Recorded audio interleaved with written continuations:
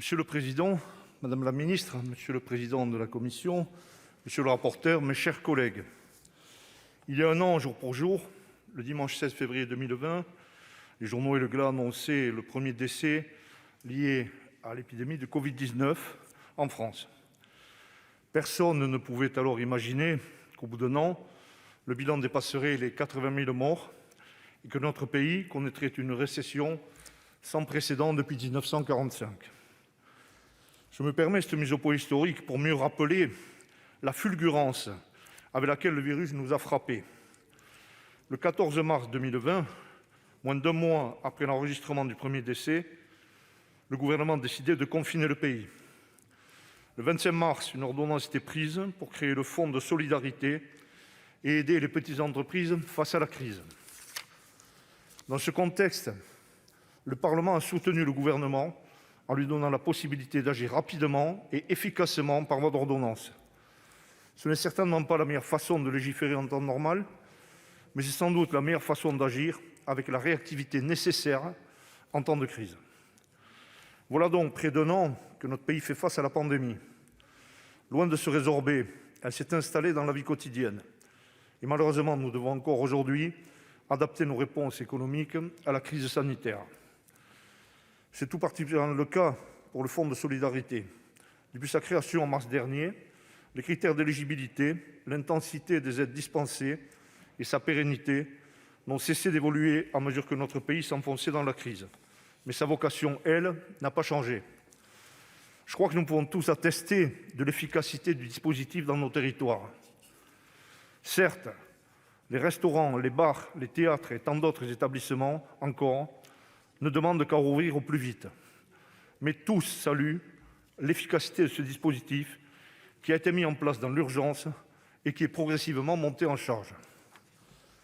C'est pourquoi il semble aujourd'hui tout à fait cohérent de poursuivre les efforts dans ce sens.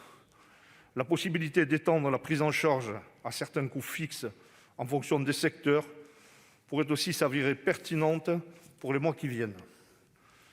En tout état de cause, l'article 1er du projet de loi que nous examinons aujourd'hui s'inscrit dans cette logique de réponse cohérente en soutien au tissu économique des territoires et singulièrement à nos artisans et à nos PME. L'article 2, bien qu'il ne concerne pas le fonds de solidarité, s'inscrit également dans cette logique de soutien aux entreprises des territoires en activant un puissant levier d'action, à savoir la commande publique. Nous savons tous ici combien ce levier est important pour nombre de nos PME. C'est pourquoi les assouplissements prévus par l'article 2, qui visent notamment à permettre à des entreprises en redressement de se porter candidates et de mieux intégrer les PME dans les offres publiques, sont pertinents. D'ailleurs, le Sénat avait déjà adopté ces mesures lors de l'examen du projet de loi ASAP il y a un an de cela. Je doute qu'il ait changé d'avis depuis. Bien au contraire, la crise n'a fait que renforcer la pertinence de ces mesures qui n'ont jamais paru aussi salutaires qu'aujourd'hui. Avant de conclure, mes chers collègues, je souhaite dire un mot de la réforme de Bpifrance prévue par l'article 3. Je soutiens l'objectif affiché de renforcer ses fonds propres afin de porter sa capacité de financement à 50 milliards d'euros d'ici 2024.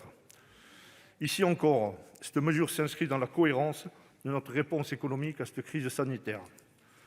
Mais cette restructuration ne doit pas nous encourager sur le mauvais chemin de la dette.